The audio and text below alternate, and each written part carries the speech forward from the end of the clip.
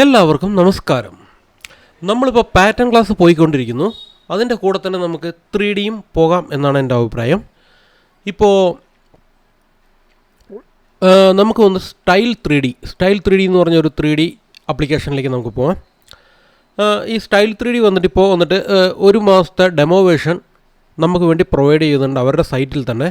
നിങ്ങൾ അവരുടെ സൈറ്റിൽ പോയി സൈൻ ഇൻ ചെയ്ത് കഴിഞ്ഞാൽ നമുക്ക് ഒരു മാസത്തെ ഡെമോ വെർഷൻ കിട്ടും.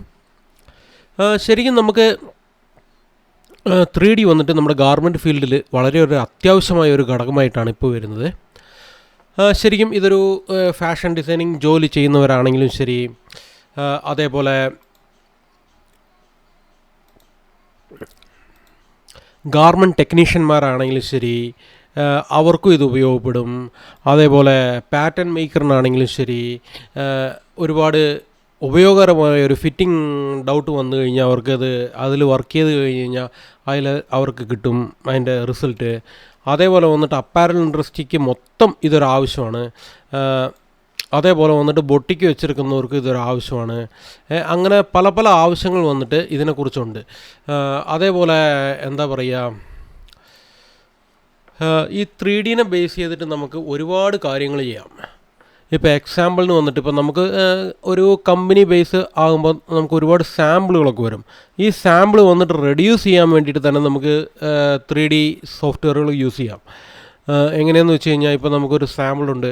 ആ സാമ്പിൾ എന്താ പറയുക, റിയലായിട്ട് അയച്ചിട്ട് അവരുടെ അടുത്ത് നിന്ന് അപ്രൂവ്ഡ് വാങ്ങുന്നതിന് മുമ്പ് തന്നെ നമ്മൾ 3Dയിൽ വർക്ക് ചെയ്തിട്ട് ഇതിൻ്റെ ഔട്ട്പുട്ട് ഇങ്ങനെയാണ് ഉണ്ടാകുക എന്ന് പറഞ്ഞു കഴിഞ്ഞാൽ നമുക്ക് ആ സാമ്പിൾ സെൻഡ് ചെയ്യുന്നതും അതിൻ്റെ കമൻസ് വാങ്ങുന്ന റിസീവ് ഏകദേശം 10 ദിവസം നമ്മൾക്ക് ലാഭിക്കാം. അങ്ങനെ അതല്ലാണ്ട് 3Dയിൽ ഒരുപാട് കാര്യങ്ങളുണ്ട്. ഗെയിമിങ്ങിന് വരയ്ക്കും ഇപ്പോൾ ഇതാണ് പോയിക്കൊണ്ടിരിക്കുന്നത്.